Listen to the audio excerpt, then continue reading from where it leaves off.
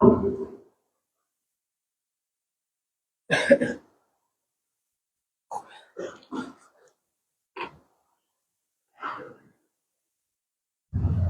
لله الذي هدانا لهذا وما كنا لنهتدي لولا أن هدانا الله. الصلاة والسلام على رسول الله محمد بن عبد الله وعلى آله حزب الله. أما بعد، فقد قال الله تعالى في كلامه العزيز بعد أعوذ بالله من الشيطان الرجيم. بسم الله الرحمن الرحيم. يوم يكشف عن ساق ويدعون إلى السجود فلا يستطيعون. خاشعة أبصارهم ترهقهم ذلة وقد كانوا يدعون إلى السجود وهم سالمون. صدق الله العظيم. நிறைவுடைய வாழ்வளித்து நெடுநிலத்தை காக்க வல்ல மறையளித்த இறைவனுக்கே மாபெரும் புகழ் அனைத்தும் அவனையே போற்றுகின்றேன், புகழ்கின்றேன். அல்ஹம்துலில்லாஹ்.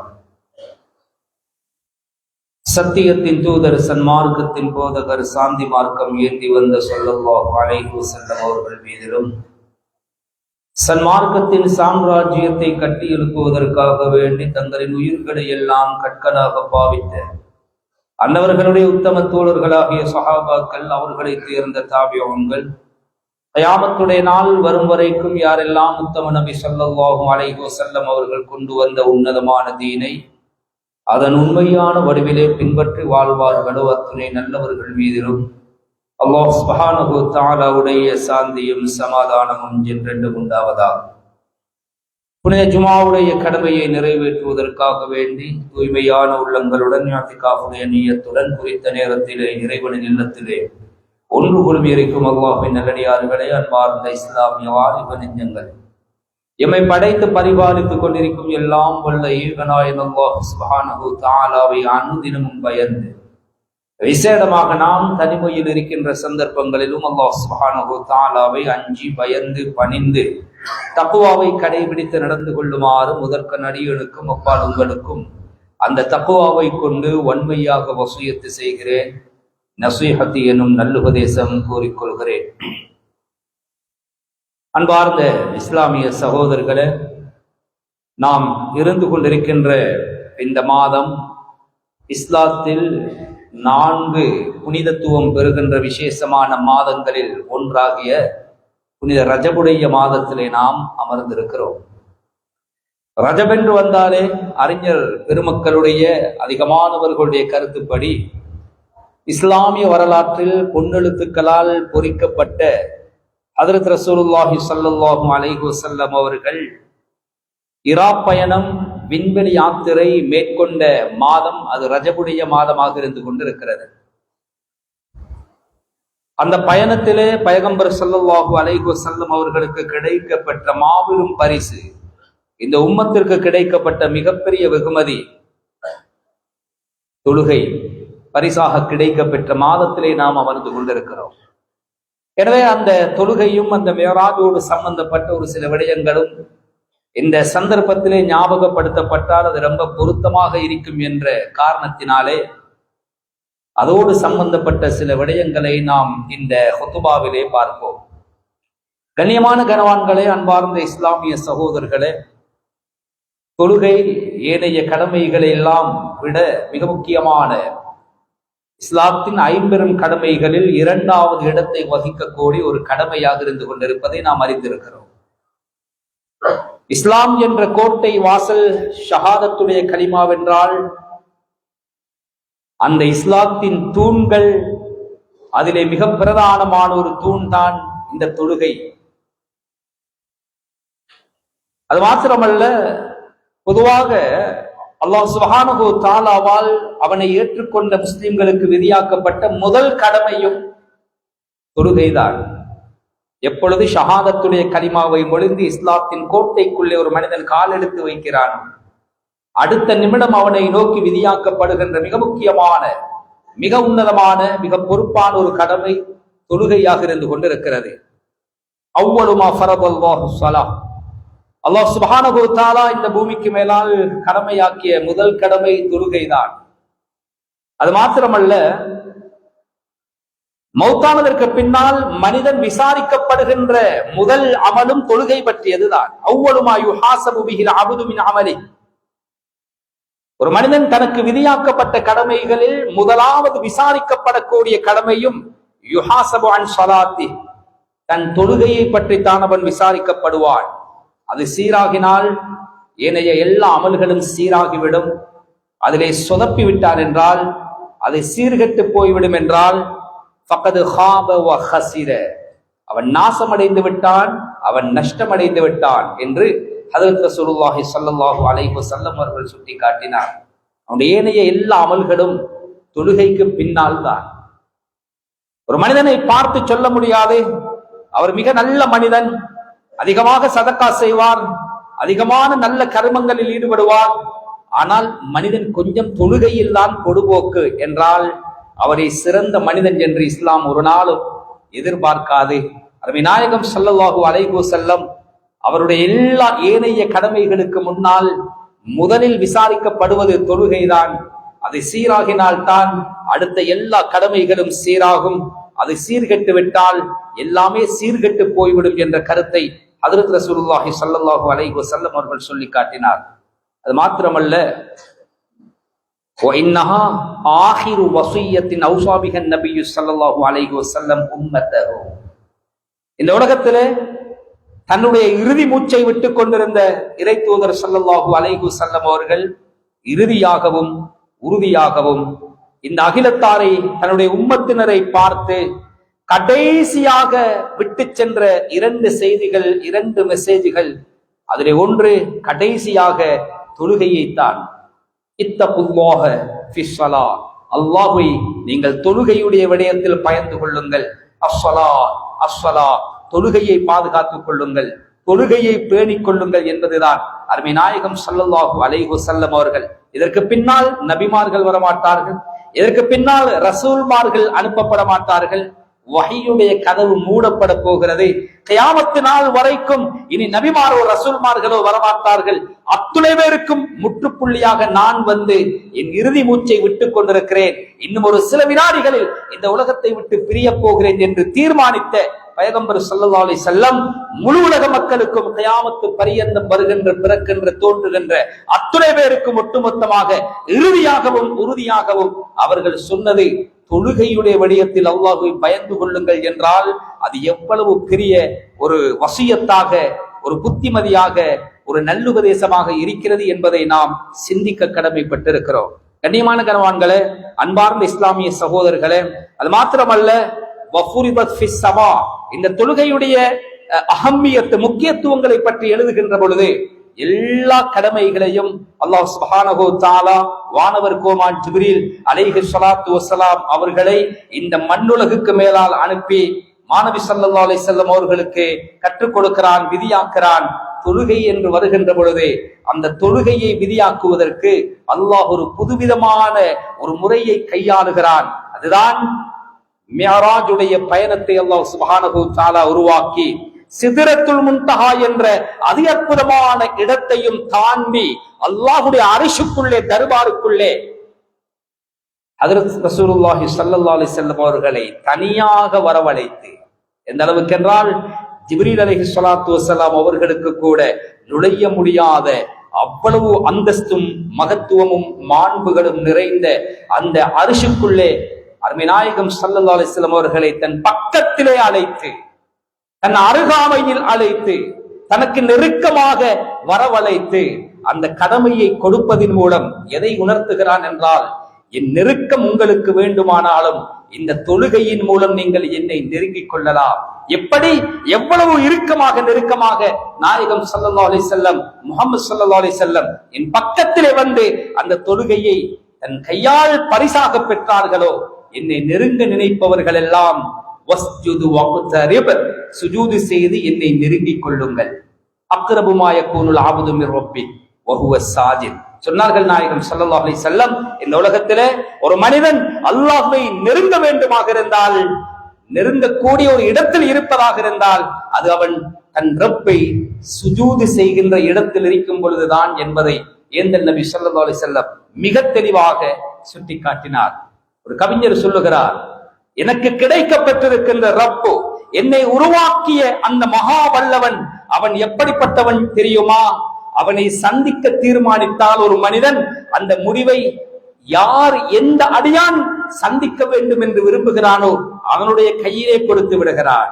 அவன் எப்பொழுது சந்திக்க வேண்டும், எந்த இடத்தில் சந்திக்க வேண்டும், எவ்வளவு நேரம் சந்திக்க வேண்டும் என்ற முடிவை எடுக்கின்ற அதிகாரத்தை அடியார்களிடத்திலே தந்திருக்கிறானே அல்லாஹ், அவனை ரப்பாக அடைந்ததில் நான் சந்தோஷம் அடைகிறேன், பெருமிதம் அடைகிறேன். ஒரு ஜனாதிபதியை சந்திப்பதாக இருந்தால் அந்த சந்திப்புக்கான முடிவை அவர்தான் இட வேண்டும், அதற்கான காலத்தை அவர்தான் ஒதுக்க வேண்டும், எவ்வளவு நேரம் அந்த அப்பாயின்மெண்ட் அதை அவர்தான் தீர்மானிக்க வேண்டும், எப்படி வர வேண்டும் அதை அவர்தான் முடிவு செய்ய வேண்டும், எந்த இடத்தில் அதையும் அவர்தான் தீர்மானிக்க வேண்டும். ஆனால் எங்களுடைய ரப்போ அதை எங்களுடைய கையிலே தந்திருக்கிறார். எத்தனை தடவை அவனை சந்தித்திருப்போம். கண்ணியமான கனவான்களே, அன்பார்ந்த இஸ்லாமிய சகோதரர்களே, அது வானலோகத்திலே வைத்து விதியாக்கப்பட்ட ஒரு வித்தியாசமான ஒரு கடமையாக இருந்து கொண்டிருக்கிறது தொழுகை என்பது. மிஅராஜ், இஸ்ரா என்று 2 பயணங்கள் இருக்கிறது.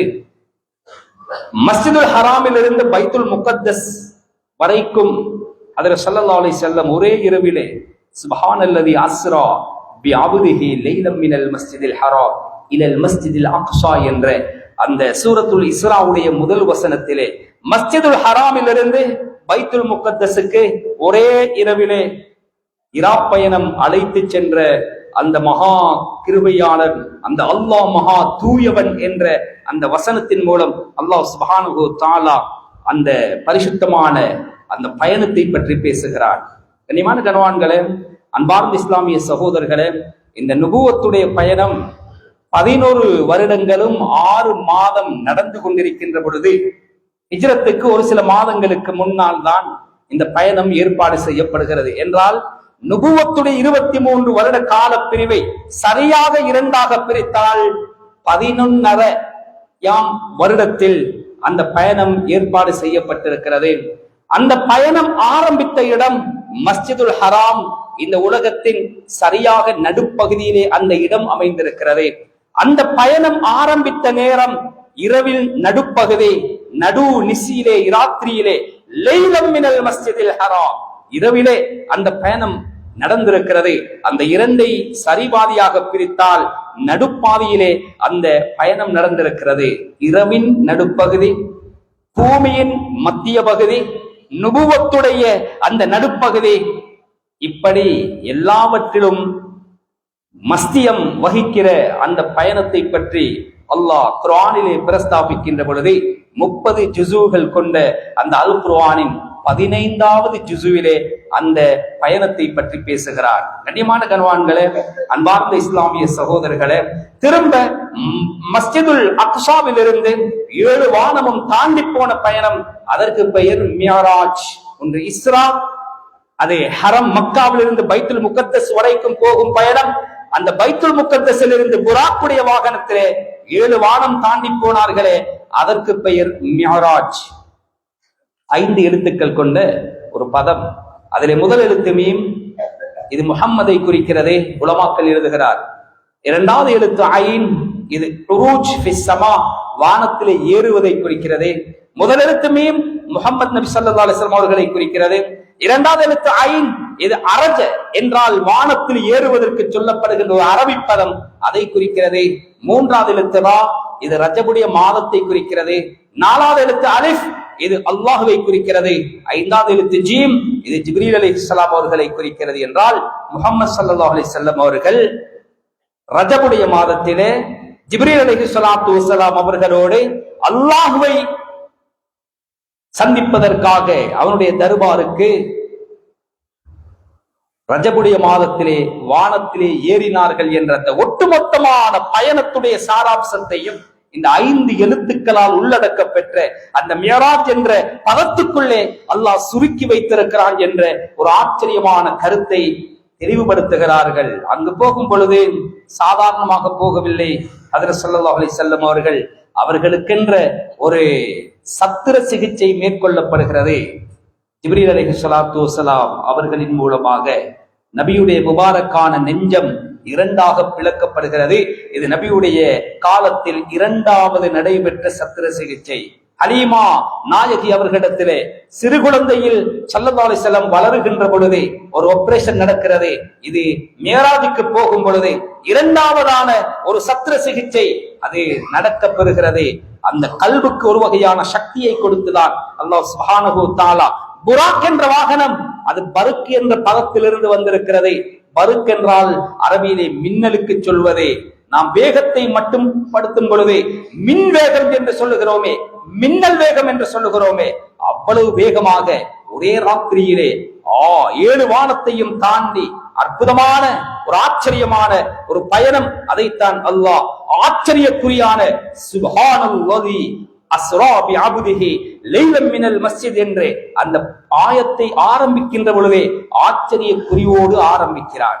கண்ணியமான கனவான்களே, அன்பார்ந்த இஸ்லாமிய சகோதரர்களே, இந்த தொழுகை விதியாக்கப்பட்டது மியராஜுடைய பயணத்தில் என்பது எங்கள் எல்லோருக்கும் தெரியும். மிஷ்காத்துடைய விரிவுரையிலே ஓரக்குறிப்பிலே இமாம் இப்னுல் மலிக் ரஹ்மத்துல்லாஹி அலைஹி ஒரு ஆச்சரியமான ஒரு பதிவை வைத்திருக்கிறார்கள்.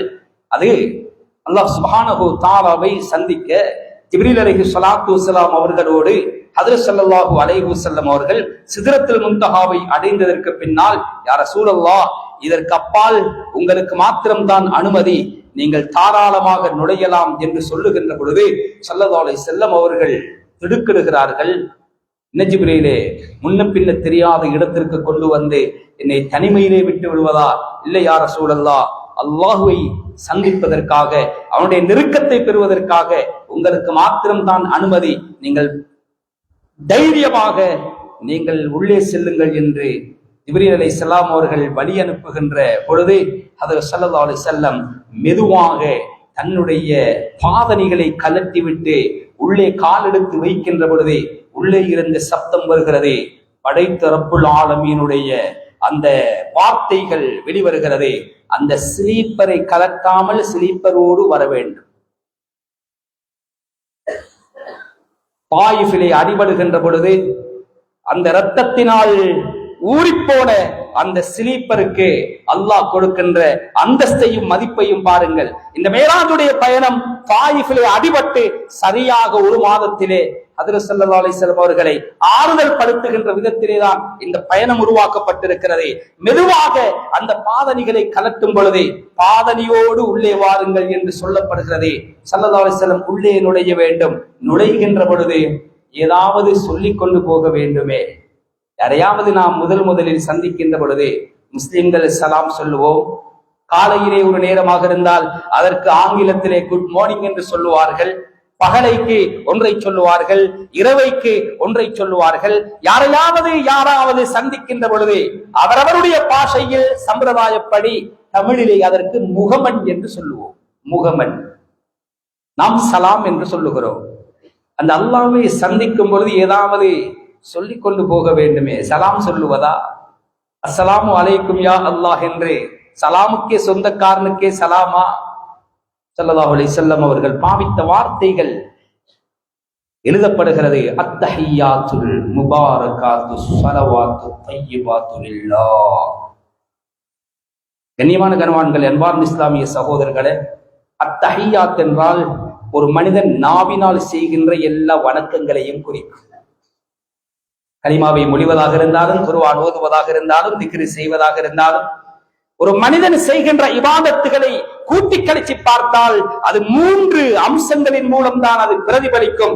ஒன்று நாவ் சம்பந்தப்படும். இரண்டாவது தய்யிபாத் என்றால் பணம் சம்பந்தப்பட்ட வணக்கங்கள். பணத்தோடு என்னென்ன கடமைகள் சம்பந்தப்படுகிறதோ அத்தனை கடமைகளையும் தய்யிபாத் குறிக்கும். அஸ்ஸலவாத் என்றால் உடல் சம்பந்தப்படுகின்ற எல்லா வணக்கங்களும், உள்ளம் உட்பட, கல்வால் நியத்து வைப்பது உட்பட, சுஜூதுக்கு குனிவது, ருக்குவுக்கு பணிவது, எழும்புவது, தொங்கோட்டம் ஓடுவது, தவாப் செய்வது, பள்ளிவாசலுக்கு நடந்து வருவது, இன்னும் இன்னோரன்ன சிரமதானங்கள் செய்வது, அல்லாஹுக்காக நிறைவேற்றப்படுகின்ற இந்த ஒட்டுமொத்தமான அமல்கள் ஒன்று நாவிலிருந்து வெளியாகும், அல்லது உடலிலிருந்து வெளியாகும், அல்லது பணத்தின் மூலமாக வெளியாகும். இந்த எல்லா இபாதத்துகளும் சொந்தக்காரன் ஒருவன் இந்த உலகத்தில் இருப்பானாக இருந்தால் அது உனக்கு மாத்திரம்தான் சமர்ப்பணம் என்று உலகத்தில் வேற யாருக்காக வேண்டியும் எதுவும் செய்ய முடியாது. இன்னமல்ல அமாடு பின்னியாத், செயல்கள் எல்லாம் எண்ணங்கள். அந்த எண்ணம் அதிலே யார் இருக்க வேண்டும், எந்த செயலை செய்தாலும் அது அல்லாஹுக்கு என்ற அந்த சிந்தனை இருக்க வேண்டும். எனவே உலகத்திலே அமல்கள் என்பது உன்னை தவிர வேறு யாருக்காகவும் நிறைவேற்ற முடியாது. அத்துணை அமல்களுக்கும் சொந்தக்காரன் நீதான் என்று அந்த அல்லாஹுக்கு விருப்பமான வார்த்தைகளை முன்மொழிந்தவர்களாக ஸல்லல்லாஹு அலைஹி வஸல்லம் மெதுவாக தன் வலது காலை எடுத்து வைக்கின்ற பொழுது அத்தஹியாத்தை பாருங்கள். அது ரெண்டு பேருக்கு மத்தியில நடைபெறுகின்ற ஒரு உரையாடல் மாதிரி தான் இருக்கு. இப்ப அந்த அத்தஹியாத்துடைய போக்கு மாறுகிறது. அஸ்ஸலாமு அலைக்க ஐயுஹன் நபியோ வரஹ்மத்துல்லாஹி வபரகாத்துஹு. இதை அல்லாஹ் சுப்ஹானஹு வ தஆலா அஸ்ஸலாமு அலைக்க ஐயுஹன் நபியு என்றால் முன்னால் இருப்பவரை பார்த்து பிரயோகிக்கப்படுகின்ற பட வேண்டிய ஒரு அரபு கிராமருடைய ஒரு வாசகம். என்றால் முன்னால் இருப்பவர்களை பார்த்து பிரயோகிக்கப்பட வேண்டிய ஒரு வாசகம். அல்லாஹ் சொல்லுகிறான், என் நபியே உங்கள் மீது என்னுடைய சாந்தியும் என்னுடைய சமாதானமும் என்னுடைய பரக்கத்தும் என்னுடைய ரஹ்மத்தும் உண்டாவதாக. இந்த பாக்கியம் வேற யாருக்காவது எங்கேயாவது கிடைக்குமா, கிட்டுமா? சலாமுக்கு சொந்தக்காரன் அந்த அல்லாஹுடைய வார்த்தைகளால் முன்னால் இருக்கின்ற ஒரு நபிக்கு நேரடியாக அந்த சலாம் கிடைக்கப் பெறுகின்ற பொழுது தன்னிலை மறக்கின்ற ஒரு மெய் சிலிர்க்கின்ற ஒரு கட்டம். அது வாழ்க்கையின் முதல் தடவை கஅபத்துல்லாவை பார்க்கின்ற பொழுதே நாம் யார் என்பதை மறந்து விடுகிறோம். என்னையுமா என்னுடைய ரப்பு இந்த இடத்திற்கு கொண்டு வந்து சேர்த்திருக்கிறான் என்று எங்களை நாங்களே சந்தேகிக்கப்படுகின்ற, மெய் மறக்கின்ற, உலகத்திலே இருக்கின்ற கஅபத்துல்லாஹுக்குள் நுழைந்த மனிதனுக்கே இந்த கதி என்றால் அரிஷுக்குள் நுழைந்த அருமைநாயகம் ஸல்லல்லாஹு அலைஹி வஸல்லம் அதிலிருந்து அல்லாஹுடைய அந்த வார்த்தைகளால் இந்த சலாம் வருகின்ற பொழுது எப்படியான ஒரு நிலைக்கு தள்ளப்பட்டிருப்பார்கள். இருந்தும் அந்த சந்தர்ப்பத்திலும் உங்களுக்கு என்னுடைய பரக்கத்தும் ரஹமத்தும் சாந்தியும் என்றெல்லாம் அல்லாஹ் சொல்லுகின்ற பொழுது ஸல்லல்லாஹு அலைஹி வஸல்லம் அவர்கள் என்ன சொல்லுகிறார்? அஸ்ஸலாமு அலைனா வ அலா இபாதில்லாஹிஸ் ஸாலிஹீன். எனக்கு மட்டுமல்ல, எங்களுக்கு மட்டுமல்ல, உன்னை ஏற்று இபாதத்து செய்கின்ற சாலிகான ஒட்டுமொத்தமான நல்லடியார்கள் அத்தனை பேருக்கும் உன்னுடைய சலாமும் ரஹமத்தும் பரக்கத்தும் கிடைக்க வேண்டும் என்று உம்மத்துக்காக அந்த இடத்தில் தன்னிலை மறக்கின்ற இடத்தில் கூட தன் உம்மத்தை விட்டுக் கொடுக்காதவர்கள் தான் தாஹா நபி ஸல்லல்லாஹு அலைஹி வஸல்லம். இந்த உரையாடலை கேட்டுக்கொண்டு வாசலிலே இருந்தவர்கள் 7 வானங்களும் அதிர அஷ்ஹது அல்லா இலாஹ இல்லல்லாஹ் வ அஷ்ஹது அன்ன முஹம்மதர் ரசூலுல்லாஹ். ஜிப்ரீல் அலைஹிஸ்ஸலாம் இந்த ஷஹாதத்துடைய கலிமாவை உரத்த குரலிலே முன்மொழிகிறார்கள். அதுவே அப்படி அத்தஹியாத்தாக வந்து அதை ஓதாமல் யாராவது சலாம் கொடுத்தால் தொழுகையே இல்லை என்ற ஒரு நிலைக்கு அல்லாஹ் சுப்ஹானஹு வ தஆலா அதை தொழுகையிலே ஃபர்லாக்கி இருக்கிறான் என்று மிஷ்காத்துடைய விரிவுரையில் எழுதப்பட்டிருக்கிறது. என்றால் கண்ணியமானவர்களே, அப்படி போய் ஹஜ்ரத் ஸல்லல்லாஹு அலைஹி வஸல்லம் அவர்களுக்கு கிடைத்ததுதான் இந்த தொழுகை. இந்த உலகத்திலே இறுதியாக மங்குகின்ற கடமையும் தொழுகை தான். சொன்னார்கள் நாயகம் ஸல்லல்லாஹு அலைஹி வஸல்லம், அவ்வளவு மா தஃகிதூன மின் தீனிக்கும் அல் அமானா. உங்களோட மார்க்கத்தில் நீங்கள் முதலாவது இழப்பது அமானிதம் என்ற நம்பகத்தன்மை மங்கிவிடும். கியாமத்தை நெருங்கும் பொழுது இந்த உலகத்திலே அல்லாஹுவால் விதியாக்கப்பட்ட பொறுப்புகள், கடமைகள் ஒன்றன் பின் ஒன்றாக மங்கும், மறையும். அது குழிதோண்டு புதைக்கப்படும். அதிலே முதலாவது இந்த உம்மத்தில் இருந்து கலட்டப்படுவதும் எடுக்கப்படுவதும் அமானிதம் என்ற அந்த நம்பிக்கை. இந்த உலகத்திலிருந்து இறுதியாக இல்லாமல் போகின்ற ஒரு அமல் இருக்குமாக இருந்தால் அது தொழுகை என்றார்கள் ஸல்லல்லாஹு அலைஹி வஸல்லம். அது காமத்தி ஸலா, அது காமத்தி ஸலா. இகாமத்துடைய வார்த்தைகள் முன்மொழியப்படுகின்ற பொழுது என்ன ஓதுகிறோம்? அகாமஹல்லாஹு வ அதாமஹா மாதாமத்தி ஸமாவாத்து வல் அர்த். இந்த வானமும் பூமியும் நிலைக்கும் காலமெல்லாம் யா அல்லாஹ் அந்த தொழுகையை நீ நிலை பெறச் செய்வாயாக. எப்பொழுது ஒரு மனிதன் அல்லாஹ் என்று சொல்லி சுஜூது செய்கின்ற மனிதன் இல்லாமல் போவானோ அன்றுதான் உலகம் அழியும். அந்த தொழுகை தான் இந்த உலகத்திலிருந்து கடைசியாக மறையும் என்ற கருத்தை ஹஜ்ரத் ஸல்லல்லாஹு அலைஹி வஸல்லம் அவர்கள் சொல்லி தொழுகையின் முக்கியத்துவத்தை பற்றி சொல்லி இருக்கிறார். ஆனால் இந்த முக்கியமான பொறுமதியான கண்ணியமான இந்த தொழுகையுடைய விடயத்தில் நபியுடைய உம்மத் சாதாரண பொடுபோக்கிலே அவர்கள் வாழ்ந்து கொண்டிருக்கிறார்கள் என்றால் இது ஒரு கசப்பான உண்மை. இதை ஏற்றுத்தான் நாம் ஆக வேண்டும். இரண்டு விதத்திலே, ஒன்று ஜமாத்தை பின்பற்றுகின்ற விதத்தில் அந்த தொழுகை அது உதாசீனப்படுத்தப்படுகிறது.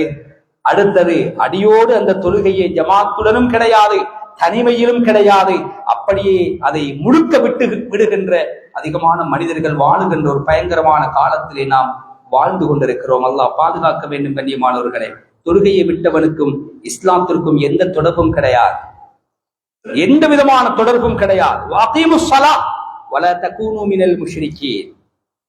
அடியார்களே, தொழுகையை சரியாக நிறைவேற்றுங்கள். அந்த தொழுகையை விட்டு விடுவதன் மூலம் நீங்கள் முஷ்ரிக்கீன்களோடு சேர்ந்து விடாதீர்கள் என்று குர்ஆன் சொல்லுகிறது. என்றால் தொழுகையை விட்டவன் காபீராகி விடுவான். அவனுக்கு இந்த உலகத்தில் கொடுக்கப்பட வேண்டிய தண்டனை என்ன தெரியுமா? அவன் கொலை செய்யப்பட வேண்டும், அவன் கத்ல் செய்யப்பட வேண்டும். இது எல்லா இமாம்களிடத்திலும் ஏகோபித்த முடிவு. எல்லா இமாம்களிடத்திலும் ஏகோபித்த முடிவு. இமாம் அபூ ஹனீஃபா ரஹ்மத்துல்லாஹி அலைஹி சொல்கிறார்கள், அவன் சிறை பிடிக்கப்பட வேண்டும். எப்பொழுது தொழுகிறானோ அன்று வெளிப்படுத்தப்பட வேண்டும். இல்லை என்றால் அவன் ஆயுள் கைதியாக அவன் பிடிபட வேண்டும். இரண்டாவது, இந்த மார்க்க தீர்ப்பில் ஒரு முக்கியமான ஒரு விடயம், அந்த தொழாத மனிதன் கொலை செய்யப்பட்டு விட்டான் என்றால் அவனுடைய ஹுக்கும் என்ன? அவன் குளிப்பாட்டப்பட வேண்டுமா? அவன் கபன் செய்யப்பட வேண்டுமா? அவன் தொழுவிக்கப்பட வேண்டுமா என்றால் இமாம் ஷாஃபி, இமாம் மாலிக் போன்றவர்கள், அபூ ஹனீஃபா போன்றவர்கள், ஒரு முஸ்லிம் அவனுக்கு செய்ய வேண்டிய எல்லா கடமைகளும் அவனுக்கு செய்யப்பட வேண்டும். அந்த ஹத்து ஒரு பெரும் பாவத்திற்கு கொடுக்கப்படுகின்ற ஹத்தாக அது தீர்மானிக்கப்படும் என்று அவனை தொழுக வைக்கலாம், அவனை குளிப்பாட்டலாம், கபன் செய்யலாம், முஸ்லிம்களுடைய மையவாடியிலே அடக்கம் செய்யலாம் என்றெல்லாம் சொல்லுகிறார்கள். ஆனால் அஹ்மது இப்னு ஹம்பல் ரஹ்மத்துல்லாஹி அலைஹி அவனை குளிப்பாட்டுவதும் ஹராம், அவனை கபன் செய்வதும் ஹராம், முஸ்லிம்களுடைய மையவாடியில் அவன் நல்லடக்கம் செய்யப்படுவதும் ஹராம். அவன் கொலை செய்யப்பட்டது பெரும் பாவத்திற்கல்ல, அவன் குஃப்ரியத்தான நிலையில் தான் அவன் கொலை செய்யப்பட்டிருக்கிறான் என்று தீர்ப்பு எழுதுகின்ற அளவுக்கு தொழுகையை விட்டவன் இவ்வளவு மகாபலிய குற்றவாளி என்றால் எங்களுடைய நிலைகளை நாம் சிந்திக்க கடமைப்பட்டிருக்கிறோம். ஆரம்பத்திலே நான் ஓதி காண்பித்தால் குர்ஆன் வசனம் இருக்கிறதே, யௌம யுக்ஷஃபு அன் சாக், ஒரு நாள் வரும், சூர் ஊதப்பட்டு இரண்டாவது சூர் ஊதப்பட்ட மனித கோடிகள் எல்லாம் கபர்களுக்குள்ளே இருந்து எழுப்பப்படுகின்ற நாள்.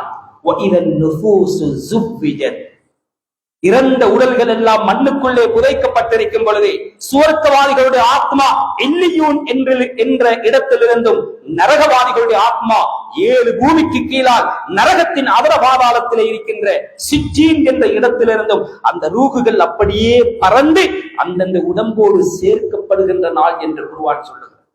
வைதன் நுஃபூஸு ஸுவ்விஜத், ரூஹ் உடலோடு சேர்த்து அவர்கள் எழுப்பப்படுகின்ற பொழுது அத்துணை பேர் ஒட்டுமொத்தமாக கியாமத் நாளைக்காக விசாரணைக்காக ரப்பில் ஆலமீன் அந்த அல்லாஹ்வுடைய அந்த வெளிப்பாடு விசாரிக்கப்படுவதற்காக அவர்கள் நிறுத்தப்படுகின்ற அந்த நாள் என்ற அந்த கியாமத்துடைய சந்தர்ப்பத்தில் அல்லாஹ் சொல்லுகிறான், சாக் என்ற ஜோதி ஒரு வெளிச்சம் வெளியாகும்.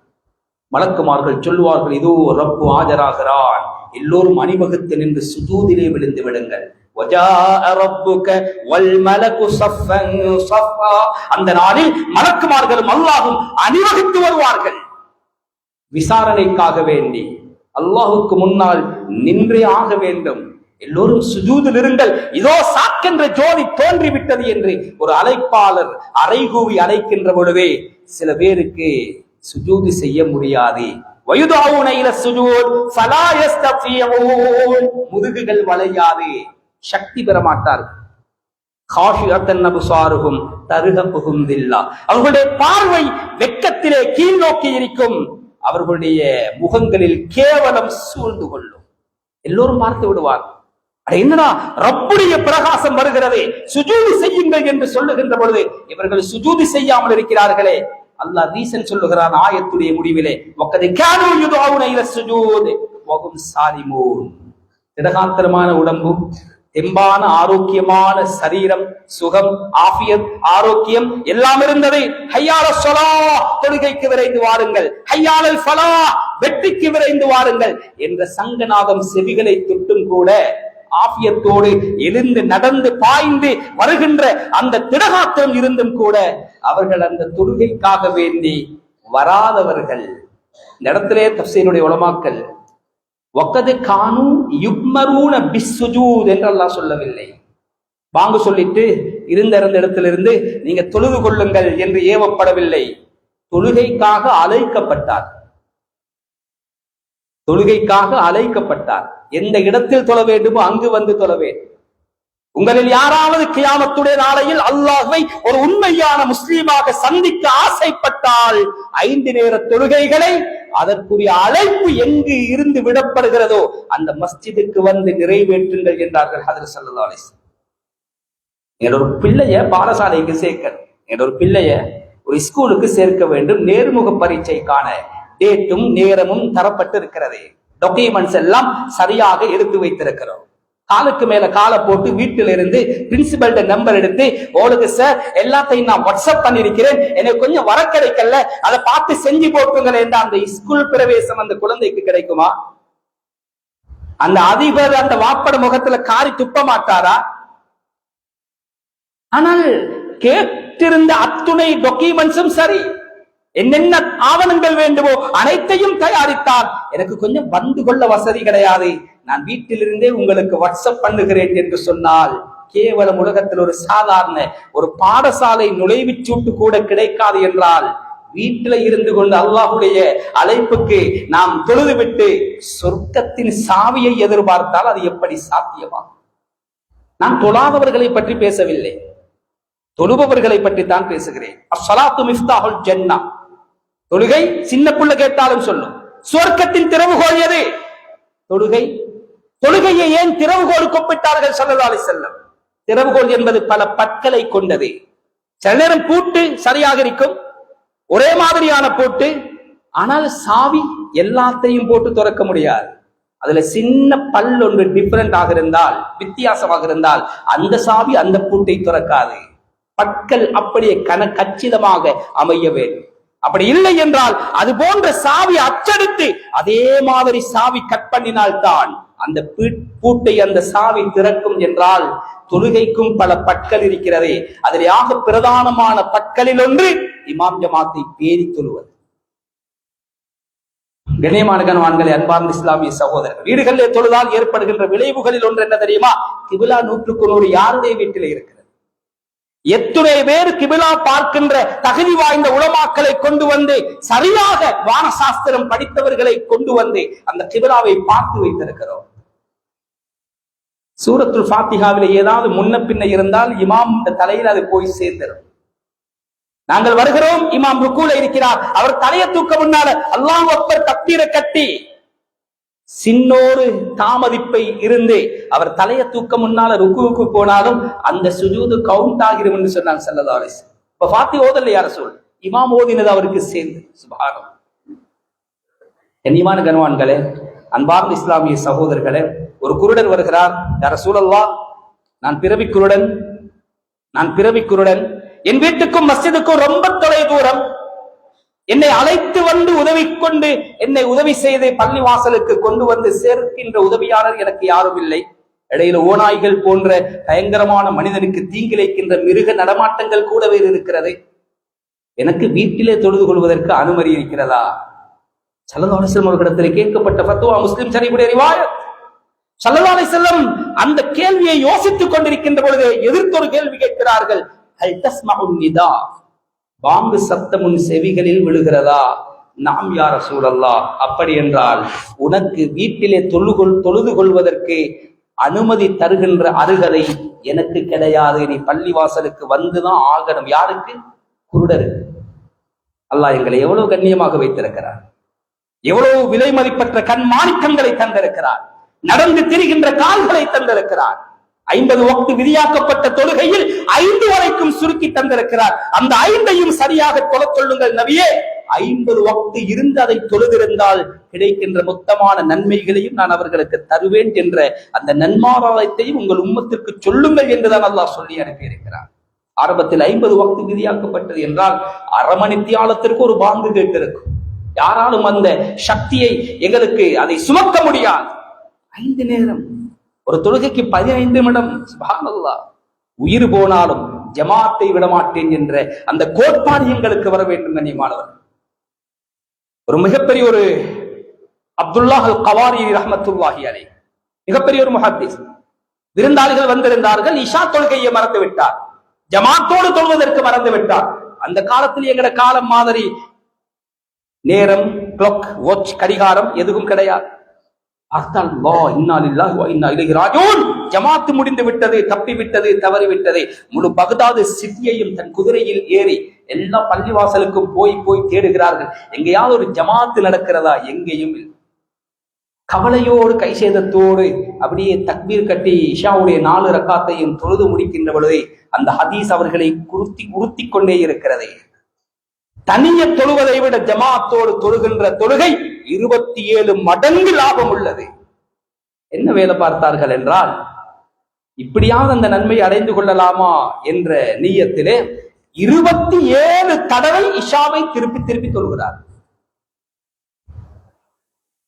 கலைப்பு, தஹஜ்ஜுடைய நேரம் கிட்டவாகிருச்சு. அப்படியே கண்ணயர்ந்து தூங்குகிறார்.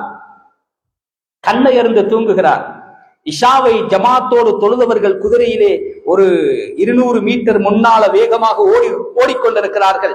இவர்களும் தன்னுடைய குதிரையில் அவர்களை பிடிப்பதற்கு வேகமாக ஓடுகிறார்கள். அதிலே ஒருத்தர் திரும்பி சொல்லுகிறார், கவாரியரியே, இன்று உங்களால் எங்களை பிடிக்க முடியாது. நாம் எல்லோரும் இஷாவை ஜமாத்தோடு தொழுதவர்கள், நீங்கள் தொழாதவர்கள். இன்று எங்களுக்கு கிடைத்த வெகுமதி உங்களால் ஒருபொழுதும் எட்டி பிடிக்க முடியாது. அப்ப இவர்கள் சொன்னார்களாம், நான் 27 தடவை அதே தொழுகையை தொழுதேன் தானே. 27 தடவை அல்ல, 270 வாட்டி தொழுதிருந்தாலும் வலப்பால்லீன் என்ற அந்த இமாமுடைய அந்த நேரத்திலே ஆமீன் சப்தத்தோடு மலக்குமார்களுடைய ஆமீனும் கேட்குமே, அந்த ஆமீனுக்கு நீங்கள் எங்கு போவீர்கள்? இமாம் வலப்பால்லீன் சொல்லுகின்ற பொழுது மலக்குமார்களும் சேர்ந்து ஆமீன் சொல்லுவார்கள். அந்த மலக்குமாருடைய ஆமீனோடு யாருடைய ஆமீன் சங்கமமாகுதோ அவர் முன் சென்ற சகல பாவங்களையும் அந்த ஆமீனுடைய பரக்கத்தினால் மன்னிக்கப்படும் என்றார்கள் ஸல்லல்லாஹு. அந்த ஜமாத்தை விடுவதன் மூலமாக அதை இழந்து விடுவோம். அல்லாஹ் பாதுகாக்க. கண்ணியமான கனவான்களே, சகோதரர்களே, நேரமிடம் கொடுக்காது நீண்ட நேரம் பேச வேண்டும். தொழுகை ஆக முக்கியமான ஒரு கடமை. இந்த தொழுகை இல்லாதவன் இந்த உலகத்திலே அவனுக்குள்ள கேவலம் என்ன தெரியுமா? அவர் முஸ்லிம் பெண்களை அவனுக்கு திருமணம் முடித்து கொடுக்க கூடாது. அவனுடைய கையால் அறுக்கப்பட்ட மாமிசத்தை சாப்பிடக்கூடாது. முஸ்லிம்களின் மையவாடியில் அவன் நல்லடக்கம் செய்யப்படக்கூடாது. உங்களுடைய விருந்துபசாரங்களில் அவனுக்கு அழைப்பு கொடுக்க கூடாது. வலிமா பத்தி சொன்னாங்க ஸல்லல்லாஹு அலைஹி வஸல்லம். போன்ற வலிமாய்க்குதே மார்க்கத்துக்கு உட்பட்ட எந்த சாப்பாடாக இருந்து காஃபிர்களுக்கு சாப்பாடு கொடுக்கலாம், அதுல பிரச்சனை இல்லை. ஏழைகள், கஷ்டவாளிகள், அனர்த்தங்களின் பொழுது பாதிக்கப்பட்டவர்கள், அவர்களுக்கு நீங்க விருந்தோம்பல் செய்யுங்க, அது பிரச்சனை அல்ல. ஆனால் ஷரியத்துடைய சில அங்கீகாரம் பெற்ற விருந்துபசாரங்கள் இருக்கிறதே, அந்த விருந்துபசாரங்களில் காஃபிர்கள் அல்ல, தக்குவா இல்லாத ஒரு தொழுகை இல்லாதவனுக்கு கூட நீங்க கை நலைக்கிற ஏற்பாட்டை வச்சிடாதீங்க. அதிகமான தலாக், அதிகமான டிவோர்ஸ். சில நேரம் அந்த வலிமாவில் ஒரு தொழுகை இல்லாதவன் கலந்திருப்பான், அவனுடைய முசீபத்தின் குடும்பத்தை கூட பாதிச்சு என்றால் எவ்வளவு கேவலம் என்று யோசித்துப்பார். அந்த கையால் அறுக்கப்பட்ட மாமிசம் அது ஹலால் இல்லை. அதனால்தான் சில முஸ்லிம் கிராமங்களுடைய பள்ளிவாசல்களுடைய முஅzzின்கள் தான் அந்த ஊர் இறைச்சி கடை மாடுகளை அவருடைய கையால் தான் அறுக்க. அல்லாஹ் அக்பர் சொல்லி பழக்கப்பட்ட வாயால் அறுப்பதிலே பரக்கத்திருக்கு. ஒரு தொழாத மனிதனுடைய கையால் அறுத்த மாமிசம் தெரியும் என்றால் அதை நீங்கள் சாப்பிடாதீர்கள். கல்லா இதா பலகத்தி தராக்கிய வகையில மன்றா. இறுதியாக சொல்லி முடித்துக் கொள்கிறேன். சகராத்தை பற்றி அல்லாஹ் குர்ஆனிலே பேசுகிறார். ஒரு மனிதன் எப்படி பிறப்பான் அதையும் பேசுகிறான். சும்ம ஸபீல யஸ்ஸரா மின் ஐயி ஷைஇன் خلقه மின் நுத்ஃபத்தின் خلقه فقدره. அல்லாஹ் குர்ஆன்ல சொல்லுகிறான், மனிதன் தான் எதிலிருந்து படைக்கப்பட்டிருக்கிறான் என்பதை யோசிக்கட்டும். ஒரு அற்பமான துளியிலிருந்து படைத்து தாயுடைய கருவுக்குள்ளே அவனை உருவாக்கி அந்த தாயுடைய கருவறையிலிருந்து வெளிப்படுத்தியவனும் அல்லாஹுதான். அந்த பாதையை லேசுபடுத்தினான். மலம் கழிக்கின்ற பொழுது கொஞ்சம் எங்களுக்கு நாம் வயிறு காய்ந்திருக்கிறது என்று சொல்லுவோமே, சில நேரம் கிழித்து கொண்டு காயத்தோடு அந்த கழிவு வருகின்ற பொழுது அதை தாங்க முடியாது. அல்லாஹ் சொல்லுகிறான், அந்த மலம் அது வேண்டுமென்றால் ஒரு 100 கிராம் 150 கிராம் இருக்கும் ஒரு கழிவு வருவதையே நீ தாங்க மாட்டாய் என்று தடுமாறுகின்ற பொழுது 3.5 கிலோ பாரமான ஒரு பொடியை அதே போன்ற ஒரு துவாரத்திலே இருந்து வெளிப்படுத்திய அந்த வசதியை செய்து கொடுத்தவன் நான் என்று சொல்லுகிறான். இப்படி பிறந்தாய் என்பதை பேசுகிறான். அடுத்தது என்ன பேசுகிறான்? சும்மா அமாத்தஹு ஃபஅக்பரா, அவன் நாடிய நேரத்தில் உங்களை மௌத்தாக்குவான், அவன் நாடினால் தான் உங்களுக்கு கபரிலையும் இடம் தருவான், இல்லை என்றால் சில சமயம் உங்களுடைய உடம்பும் தீக்கிரையாக்கப்படும். கண்ணால் பார்க்கிறது. கண்ணியமான கணவான்களே, அன்பார்ந்த இஸ்லாமிய சகோதரர்களே, மரணத்தின் மடியிலே மனிதன் தவறுகின்ற விடயத்தை அல்லாஹ் பேசுகிறான். கல்லா இதா பலகத்தி தராக்கிய வகையில மன்றா, இழுக்கப்பட்டு இந்த தொண்டை குழி வந்து இருக்கின்ற பொழுது குடும்பத்தில் உள்ளவர்கள் எல்லாம் வக்கீல மன்றா, இவருக்கு வைத்தியம் பார்க்கிறது யாரு, ஓதி பார்க்கிறது யார் என்றெல்லாம் பட்டை கட்டி திரிவார்கள். ஆனால் அவனுக்கு தெரியும், நான் இந்த உலகத்தை விட்டு கொஞ்சம் கொஞ்சமாக பிரிந்து கொண்டிருக்கிறேன். அவன் மலக்குள் மௌத்தை பார்த்திருப்பார். கபருக்குள்ளே அவருடைய வாழ்க்கை எப்படி அமைய போகிறது காட்சியை நேரடியா பார்க்காமல் ஒருவன் மரணிக்க மாட்டான் என்றார்கள் மாணவி ஸல்லல்லாஹு அலைஹி வஸல்லம். அவருக்கு 100க்கு 100 தெரியும், நான் மௌத்தாக போறேன். இவங்க என்ன இன்னும் கொஞ்ச நாள் வாழ வைக்க போறாங்க. சாகுவதற்காக வந்த மனிதன் வாழ்வதற்காக போராடி கொண்டிருப்பதை பார்த்து ஆச்சரியமாக இருக்கிறது என்று ஒரு புலவன் சொன்னார். நாங்கள் பிறந்ததை இறப்பதற்காக, நாங்கள் வாழ்வதற்கு போராடி கொண்டிருக்கிறோம். அல்லாஹ் சொல்லுகிறான், சக்கராத்தில் இருப்பவர்களை பாருங்கள்.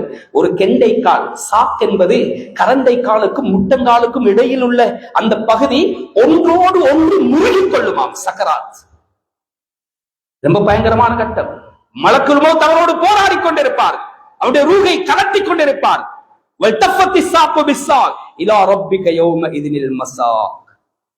பார்வையை பாருங்க. மௌத்தா போனா அவருடைய கண்ணை கசக்கி மூடிருங்க. அந்த கண் மேல் நோக்கி இருப்பது அவருடைய ரூஹு போற காட்சியை பார்த்த மாதிரியே இருக்கிறது என்றார்கள் ஸல்லல்லாஹு அலைஹி வஸல்லம். கண்ணியமான கணவான்களே, தன்னுடைய ரப்பை நோக்கி அது பயணிக்கிறது. அந்த ரூஹ் அல்லாஹ் குர்ஆன்ல தெளிவாக சொல்லுது. நீங்க என்ன வைத்தியம் பார்த்து எத்தனை டாக்டரை கொண்டு வந்து என்ன பிரைவேட் ஹாஸ்பிட்டல் அட்மிட் பண்ணினாலும் அஜல் முடிந்தால் முடிந்தது. அதற்குரிய அடையாளங்கள் தான் இவை. பாவிகளுடைய மௌத்தை பத்தி தான் அல்லாஹ் இதை பேசுறார். 2 காரணம் சொல்லுகிறார். ஃபலா ஸத்தக வலா ஸல்லா, தனக்கு கிடைத்த பணத்திலிருந்து அவர் சதகா செய்யவும் இல்லை. அதாவது மனிதர்களுக்கு தன் பொருளில் இருந்து கொடுக்கப்பட வேண்டிய பகுதியை ஹக்கை சரியாக நிறைவேற்றவும் இல்லை. தன்னை படைத்த ரப்புக்கு செய்ய வேண்டிய தொழுகை என்ற சுஜூதுடைய ஹக்கை அதையும் சரியாக நிறைவேற்றவில்லை. சதகா இந்த தொழுகை. மௌத்துடைய நேரத்தில் மனிதன் இந்த 2ஐயும் தான் கேட்பான். நான் சதக்கா செஞ்சுட்டு வாரேன், நான் தொழுதுட்டு வருகிறேன், அமல் செஞ்சுட்டு வருகிறேன், இபாதத் செஞ்சுட்டு வருகிறேன் என்று கெஞ்சுவான், கதறுவான். அவனுக்கு நேரம் கொடுக்கப்பட மாட்டாது என்று அல்லாஹ் குர்ஆன்ல தெளிவாக சொல்லுகிறான். கண்ணியமான கணவான்களே, அன்பார்ந்த இஸ்லாமிய சகோதரர்களே, தொழுகை மிக முக்கியமான கடமை. அதை விட்டு விட்டால் இஸ்லாத்திலே அவனுக்கு எந்த பங்கும் இல்லை என்று இஸ்லாம் சொல்லுகிறது. தொழுகை இல்லாதவன் நவுதுபில்லாஹ், அல்லாஹ் பாதுகாக்க, சாதாரண ஒரு நாயை விட கேவலமான இடத்தில்தான் அல்லாஹ் அவனை வைத்திருக்கிறான். உதுவெடுக்க போகிறார், தண்ணீர் இருக்கிறது. தண்ணீர் இல்லாவிட்டால் தான் தயமம் செய்யலாம். ஆனால் தண்ணீர் இருக்கிறதே. பக்கத்திலே ஒரு நாய் தாகத்திலே நாக்கு வறண்டு தவிக்கிறதே.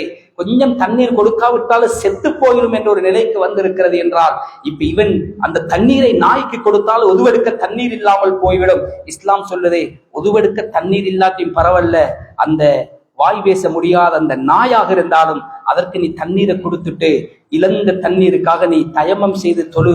மனிதனே, உன் தொழுகையை நான் கபூல் செய்கிறேன். அதே மாதிரி ஒரு மனிதன் உதுவெடுக்க போகிறான். ஒரு முஸ்லிமான மனிதன், தொழாத ஒரு மனிதன் தாகத்தினால் சுருண்டு உருண்டு புரண்டு கொண்டிருக்கிறான். கொஞ்சம் கொடுக்காவிட்டால் இதோ இன்னும் கொஞ்ச நேரத்துல செத்து போயிடுவான் என்ற நிலை இருக்கிறதே. அட, நாய்க்கே நான் தண்ணீர் கொடுத்தேனே. இஸ்லாம் அந்த நாய்க்கு கூட நீ தண்ணீர் கொடி என்று சொல்லி இருக்கிறதே. இந்த மனிதனுக்கு கொடுத்தால் என்ன வரப்போகுது என்று நினைக்க முடிய முன்னால் இஸ்லாம் சொல்லுகிறது, ஓ மனிதா, நாய்க்கு கொடுக்கலாம், பிரச்சனை கிடையாது. தொழாதவனுக்கு கொடுப்பது ஹராம். தொழாதவனுக்கு அந்த தண்ணீரை நீ கொடுத்தால் பாவியாகிடுவாய். நீ அவனுக்கு தண்ணீரை கொடுத்து இருக்கின்ற தண்ணீரால் உதுவை சம்பூர்ணமாக செய்ய முடியாமல் போனால் தண்ணீரை வைத்துக் கொண்டு நீ தயம்மம் செய்த குற்றத்திற்கு ஆளாக்கப்படுவாய். கிட்டத்தட்ட 2,88,00,000 வருஷம் நீ நரகத்தில் வேதனை செய்யப்படுவாய். ஒரு தொழாதவனுக்கு தண்ணீர் சுட்டு கொடுத்ததுனாலண்டா எவ்வளவு ஒரு கேவலமான ஒரு நிலைக்கு அந்த மனிதன் தள்ளப்படுகிறான் என்பதை நம் மனதிலே வைத்து பெரிய வானத்தை பிறக்க வேண்டிய அவசியம் இல்லை. பாங்கு சொன்னால் ஒரு 10 நிமிஷம் கடையை மூடிட்டு இருக்கின்ற வேலை வெட்டிகள், விளையாட்டுகள், ஆபாச காட்சிகள் எல்லாவற்றையும் விட்டுவிட்டு அல்லாஹ்வுக்கு ஒரு சுஜூது செஞ்சிருங்க, அல்லாஹ் சந்தோஷப்படுவான். அடுத்து சதக்கான்னு சொன்னேன். எல்லோரும் பாடசாலை ஆரம்பித்த ஒரு கட்டமாக இருந்து கொண்டிருக்கிறது.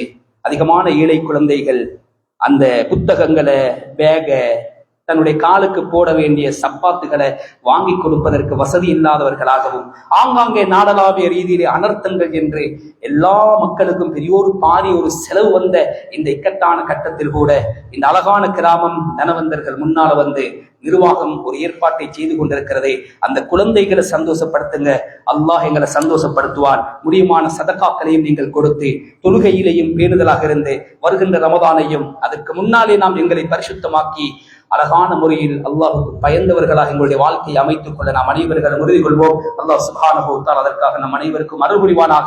யா அல்லாஹ் எங்களுடைய பாவங்களை மன்னித்து தருவாயா, எங்களை பெற்று வளர்த்த பெற்றோர்களுடைய சகல பாவங்களையும் மன்னித்து தருவாயா.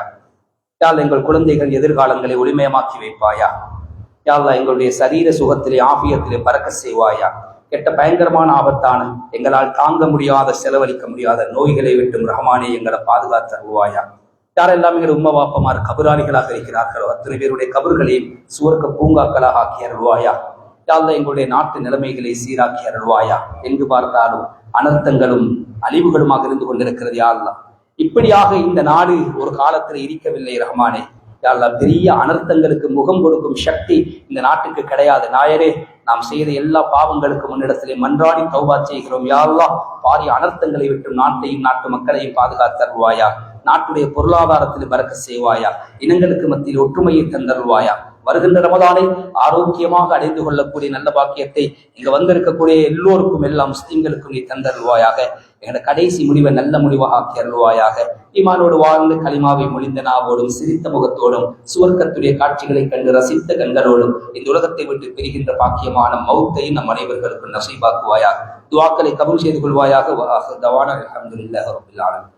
الحمد لله نحمده ونستعينه ونستغفره ونؤمن به ونتوكل عليه ونعوذ بالله من شرور انفسنا ومن سيئات اعمالنا من يهده الله فلا مضل له ومن يضلله فلا هادي له اشهد ان لا اله الا الله وحده لا شريك له واشهد ان سيدنا محمدا عبده ورسوله اللهم صل على سيدنا محمد وعلى اله واصحابه واتباعه اجمعين اما بعد فيا ايها الناس اوصيكم ونفسي اولا بتقوى الله كل وقت ومكان ولا تتبعوا خطوات الشيطان فانه لكم عدو مبين ومن يطع الله ورسوله فاولئك هم المفلحون.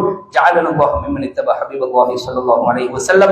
واذا قرئ القران فاستمعوا وانصتوا لعلكم ترحمون. اعوذ بالله من الشيطان الرجيم. بسم الله الرحمن الرحيم.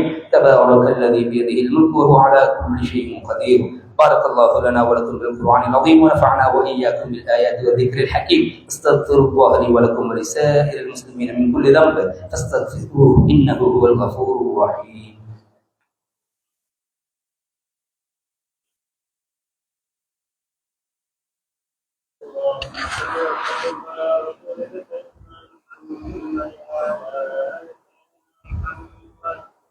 الحمد لله حمدا كما أمر. أشهد أن لا إله إلا الله وحده لا شريك له إكراما لمن جحد به وكفر. وأشهد أن سيدنا محمدا عبده ورسوله سيد البشر. اللهم صل على سيدنا محمد وعلى آله وأصحابه وأتباعه أجمعين أما بعد فيا أيها الناس أوصيكم ونفسي أولا بتقوى الله وأحذركم يوما عبوسا قمطريرا. واعلموا عباد الله أن الله أمركم أمرا عظيما وبدأ فيه بنفسه تعظيما وثنى بملائكته تكريما فقال جل جلاله عظيما إن الله وملائكته يصلون على النبي يا أيها الذين آمنوا صلوا عليه وسلموا تسليما. اللهم صل على سيدنا محمد صلى الله عليه وسلم كما أمرتنا بالصلاة والتسليم. وقال النبي صلى الله عليه وسلم أرحم أمتي بأمتي أبو بكر وأشدهم في أمر الله عمر وأصدقهم حياء عثمان وأقضاهم علي رضي الله تعالى عنهم أجمعين. اللهم اغفر للمؤمنين والمؤمنات والمسلمين والمسلمات الأحياء منهم والأموات إنك سميع قريب مجيب الدعوات. اللهم أعز الإسلام والمسلمين وأذل الشرك والكفرة والمشركين ودمر اليهود والمستعمرين فانصرنا على القوم الكافرين. اللهم اجرنا من النار، اللهم اجرنا من النار، اللهم اجرنا من النار، ولا تشوي خلقنا بالنار فإنها بئس الدار وبئس المثوى وبئس القرار.